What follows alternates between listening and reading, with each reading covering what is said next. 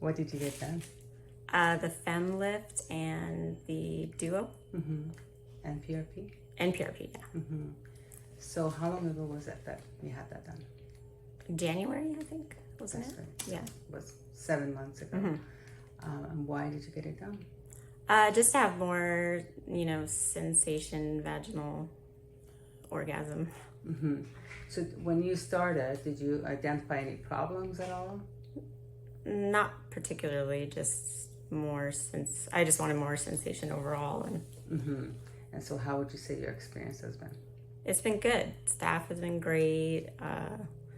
The treatment itself was painless and good. And then I started noticing a difference, like I would say 2 months maybe. So you can definitely tell a difference.